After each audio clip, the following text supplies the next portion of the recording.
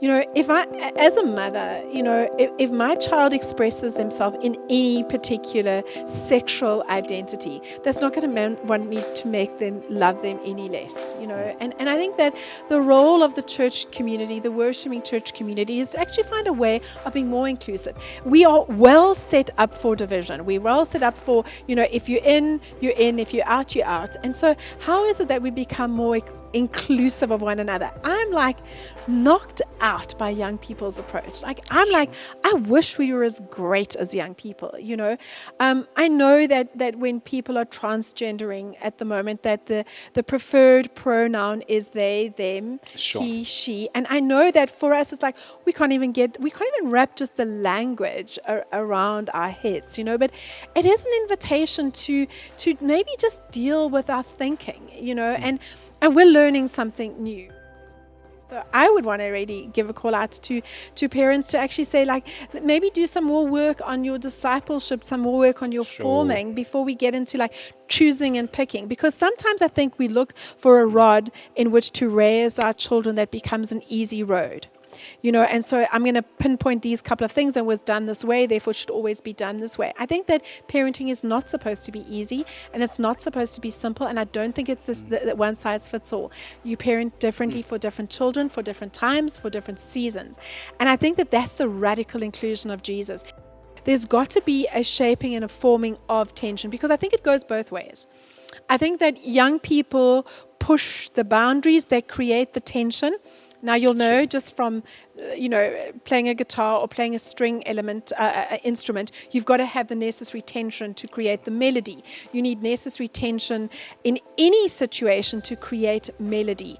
And so if you don't have tension, you don't have melody. And I think I think we're supposed to have tension in a family, because then we have a better melody. But sometimes the moments of our greatest tension have actually ended in our best melody. And so maybe that's what I could say here, is that allow tension to create melody.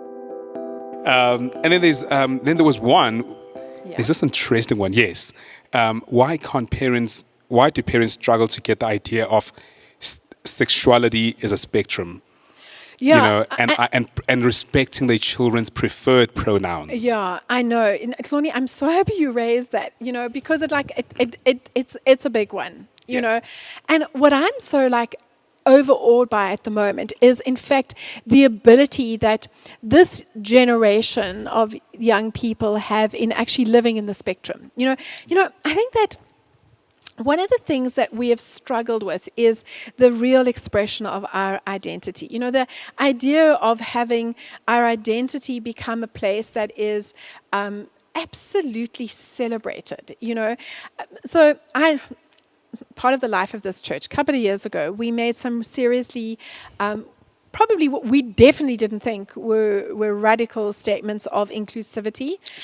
But obviously they appear to be. And we realized, that, so people started to call Gracepoint gay point. They started to make all sorts of statements around some of the way in which we were trying to express an inclusive way of being as a church community.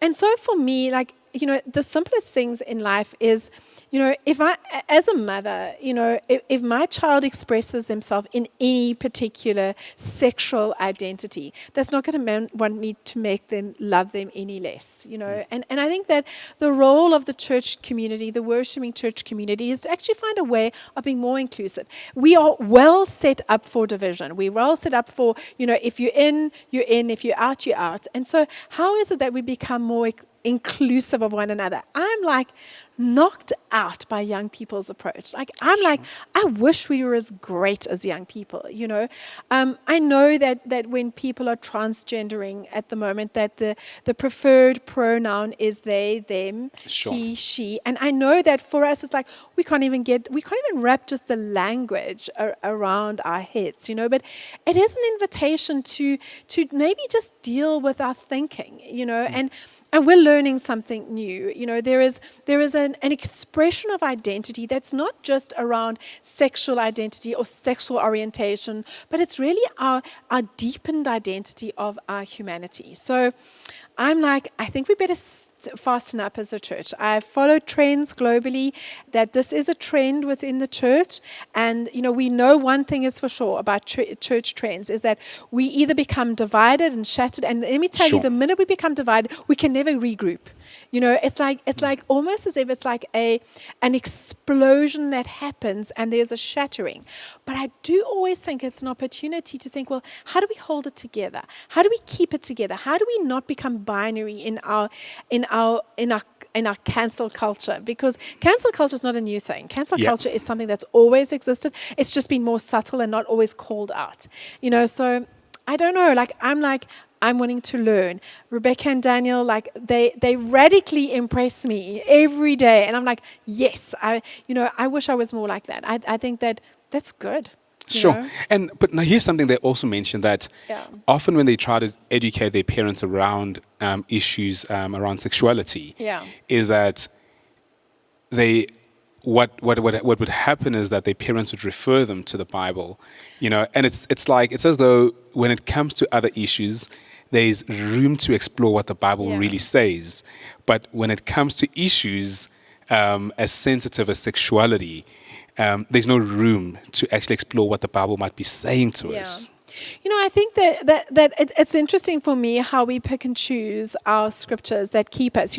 One of the things we do, we keep ourselves divided by what we pick and choose. And I think that there's fairly decent debate. I mean, ultimately from scripture, you can argue two sides of the scale. We can keep people in binary positions. We can keep people in separate positions very easily. It actually serves the church. It actually pretty much serves the religious orders, because the minute we can keep really firm divisions, institutionalized differences, we can actually keep people in two different camps. And I think that we can manipulate the scriptures. We're in the season of Lent, as you know, as we're traveling at the moment. I'm listening to a book called I'm listening to the audio version of a reflection on the cloud of unknowing, which really is a deepened spiritual experience of how we actually become formed as disciples. No one really knows the author, and yet this has had a profound impact on the spirituality of the world. And I think that, we get lazy. We lazy in our discipleship, but we're very condemnatory on what we choose to, hook ourselves onto. So I would want to really give a call out to parents to actually say, maybe do some more work on your discipleship, some more work on your forming before we get into choosing and picking. Because sometimes I think we look for a rod in which to raise our children that becomes an easy road. And so I'm going to pinpoint these couple of things that was done this way, therefore should always be done this way. I think that parenting is not supposed to be easy, and it's not supposed to be simple, and I don't think it's that one size fits all. You parent differently for different children, for different times, for different seasons. And I think that that's the radical inclusion of Jesus. He keeps turning things from the inside out and upside down. And so, I'm more interested in how Christianity is supposed to reshape humanity in the world, rather than, and we're struggling to shape humanity in the church. And yet the world is not finding it difficult to reshape humanity in the world. And I'm like, but hang on a minute, that juxtaposition is problematic for us, because young people are now saying, best you reshape your humanity in the church, because actually you're learning some stuff from outside the world. I mean, I'll give you an example. Some of the stuff in terms of in England, in terms of the laws relating to sexual offences, we've had to include laws that have been stipulated and made in the state to protect people that are in the church. And now that is an indictment on the life of the church. So maybe, we maybe rethink that, perhaps we've become a little stiffened and stifled, and the journey of Jesus is to keep disrupting that space. So as a woman and as a preacher and as a woman minister, I am the presence of disruption. Because I'm not the norm, and so, and I hold to that, and I think that, the places that make us feel disrupted are in fact moments of grace, and they are gifts to us for the future church and for the future place of faith and humanity. Amazing. And then we've got two more questions from teenagers. The one is, why can't my parents allow me the freedom to make my own mistakes in discovering my identity? Yeah, I mean, I suppose as a parent, I can speak to, I think that like you gulp big and deep, and like you do not want your children to hurt. Yeah. You do not want your children to break. You don't want them to go through pain. I listen to my friends that are parenting teenagers at the moment, and I've buried way too many people, Hloni. You know that. Sure. I've buried young people. I've buried many young people that have committed suicide. I've married people that have struggled to express their identity. And the truth is that I think that as a parent, like, you really don't want your children to get hurt, and so you want to do everything that doesn't hurt your child, and I think that, that said, like, I think that sometimes it's like, I think if there isn't a level of frustration with young people, that's problematic. I think that there must be a place of tension. If there is a place of ease, well, I think that that's problematic. I think that there's got to be a shaping and a forming of tension, because I think it goes both ways.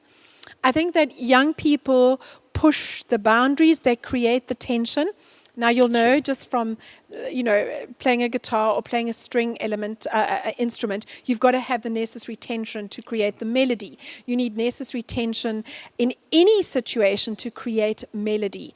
And so if you don't have tension, you don't have melody. Sure. And I think we're supposed to have tension in a family, because then we have a better melody, and so maybe it's like, for me, it's like, keep the tension. I only have one, like, I tried to keep as little no's that I could in, oh boy, I can think of my moments of as a parent of Rebecca and Daniel, and some of them I'm not proud of at all, but sometimes the moments of our greatest tension have actually ended in our best melody. Sure. And so maybe that's what I could say here, is that allow tension to create melody. I love that. Allow tension to create melody. And Jacqui, just heading towards the end, sometimes choices around identity can disrupt the home space. Yeah. I know of, people my age, even, who, because of their choices around identity, and this could even be something like deciding that, I'm not going to identify as a conservative black or white person, and I will be in an interracial marriage. It can disrupt the family space. How do we hold that together? Because we know we're meant to prioritize family, but at the same time, people generally want to be themselves. There's nothing that feels as horrible as not being who you truly meant to be. Oh, so Hloni, you'll know that Gary and I've been through a divorce. Sure. And it's like,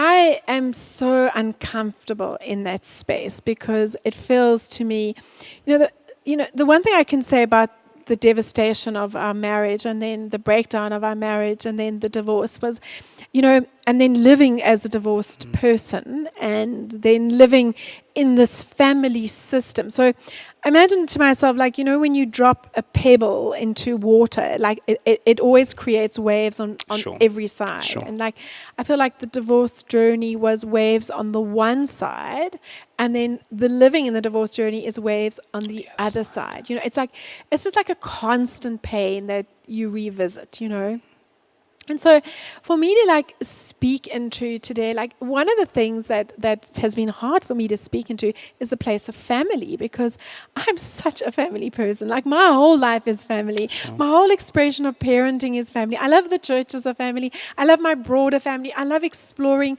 the richness of diversity and the expression of God's kingdom as this amazing family on earth, And so like, life happens and pain happens, and we often find ourselves in places we never imagined. And I think that, sometimes with what I can say into this situation, and to say it's not a situation that I've fully had to deal with, but I have had to deal with Rebecca and Daniel's expression of identity, and I've had to deal with my own pain, and had to deal with my own framing of, well, what does this mean to my integrity, to my purpose, to like, am I even allowed to speak into the subject, into the failures of my marriage, or etc., into the failures of a family, into the destruction of a family? Is like, family is fragile.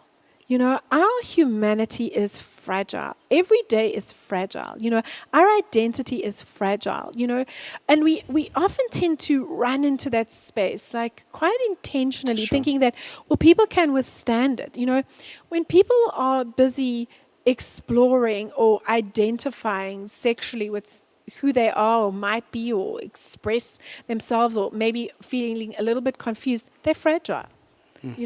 Families are fragile in that space. But the thing is that we don't do fragile well. We expect everything to have like this certain veneer of everything is okay. And then what we tend to do is we tend to just we tend to clamp down in those spaces. And when we clamp down in those spaces, we tend to hurt people, And so can I say that the one thing I am aware of is that in our expression of being, sometimes it's not about trying to be difficult, but it's trying to actually try and be authentic and fragile at the same time. And so maybe to be patient with one another.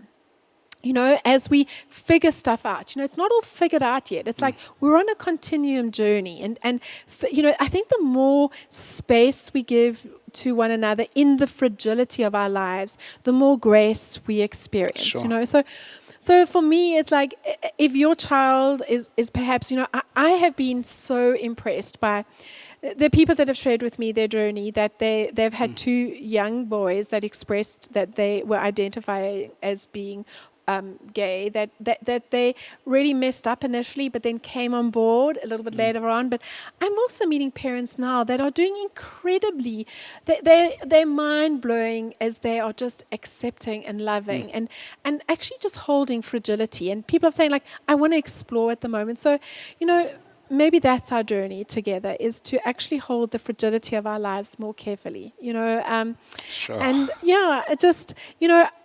I'm not one that actually says, well, it's a trend, it's only now. This has always been, Absolutely. I think we found the courage to call it out. And there is something about this generation that's calling it out. And I think that's good. It's an opportunity for us to grow. This generation is going to be spectacular parents and phenomenal grandparents. And I'm like, there's hope. There is hope because we're growing together in the fragility of our humanity. I love it. Whenever I honestly look at trends around Gen Z, I think to myself, humanity is definitely progressing. Yeah, for sure. Have no doubt, But you spoke about the idea of, families being super fragile. And often one gets the sense that families are, so for instance, I know of someone who ended up attempting suicide because of the fear of being honest about some of the decisions that they want to make around their identity. This is who they are. This is who they want to express themselves. And at times they try to protect family, and in the process, they make other decisions. And so would you say that part of engaging those difficult situations as families is allowing ourselves to create the tension? And maybe just as we wrap up, what are some practical skills just around holding that tension, I would say sacredly, in a way that benefits everyone, that we can consider as we wrestle and struggle with issues around identity as a family? Hloni, I think the one thing is that truth is the only thing that sets us free. And I think that truth is not as subjective as we like to manipulate it into. I think truth is truth. I think that there is a level of truth in all of our lives. And I think that what we tend to do is we want to create a story that sits well with us. But the story that sits well with me might not actually be your truth. And I think often, generationally, we tend to limit one another's expression of being by projecting what we want to be the reality. And so I think I keep finding Jesus, and I keep finding the scriptures, and I think you keep finding the formation of faith. I mean, it was really radical and highly evolved. I mean, it almost feels like, I think Jesus would have done well for this generation. I think if Jesus popped, around here, he would these are my people. Or maybe he would have been a Gen Z. I feel like Jesus would have been a Gen Z. I feel like these are my people. I know I've got them now. I'm finally with them. I feel that in a weird possible way, because, and I think that it's like, so I do think that there is truth. So I think that, I think that there is something about truth that we struggle with. I think personally South Africans struggle with truth. I think that we've Absolutely. come from, particularly from the past, from the formation of our past, we still struggle with truth. We are struggling with dealing with one another in a proper, in a humane way. We like to deal with one another from places of power, whether it is with the way we deal with people that are foreign nationals from other countries, whether it is we deal with across racial lines, whether it is across gender lines. The gender-based violence here is like, come on, let's blow our minds over here. So I think that we like to deal with one another in places of power. So, truth actually, forces us to deconstruct power, and it allows us to actually start to find some common space and some even ground here. So, I think it depends on, no one wants to stand at the grave of their children, but yet we actually prepare a pathway to young people's graves. And we don't just do that for our own children, we do that for our families' children. Remember, we know we do that in our schools, we do that in our churches, we do that in our community, we do that at our Sunday lunches and our briars, and we do that in trying to keep up with one another. So it's like kind of that, maybe there is this reawakening, and sometimes you kind of have this radical swing to say, like, we're going to push the envelope, and we see it on social media, we see it like, oh, there's such crazy stuff out there. But the fact is, sometimes there needs to be crazy stuff because it starts to create a pendulum swing into a direction that corrects itself. Sure. So for me, it's like, keep the tension by not living in the extremes, but actually by keeping the conversation open. I remember with Bex, talking specifically around how we find ourselves on this continuum of life. And if we're given the freedom to choose, we get to choose what is right for us. And I think that sometimes people live half lives because they're not given the freedom to choose. Sometimes they end up living half lives because they've made a choice and their choice has kept them in a place that has become unstable, and they also just diminish away. And so for me, what I'd like to say is, don't let young people be diminished. Let us be a church. Let Gracepoint be a community that actually doesn't allow young people to diminish, but allows young people to actually find the best possible expression. And so, I'm like, I had a young girl come to me this week in our church service and say to me, like, we did some financial feedback, and she said, I would like to just challenge you on that feedback. I was like, bring it on. And she's like, I think you should just be feeding the poor. And I was like, well, I think you're right. That's what we should be doing. So I'm like, bring more radical voices of young people, because my understanding of history is reshaped by the young radical voice that shifts the future. Thank you so much, Jacqui. Thank you so much. Thank you so much for staying with us today. We've got another episode coming up after this, and we'll be joined by Dr. Christine Laidlaw, who will be sharing with us some healthy tips around creating a safe space for your child to work issues around mental health and all of that. So do stay tuned, and we'd love to hear your feedback. If there's any topic that you'd love for us to speak about, please do share with us in the comment section, and do not forget to subscribe and follow Gracepoint Church. Share it with friends and family so that we can create a community where we disciple and create healthy spaces for young people. Thank you. Thanks, Hloni.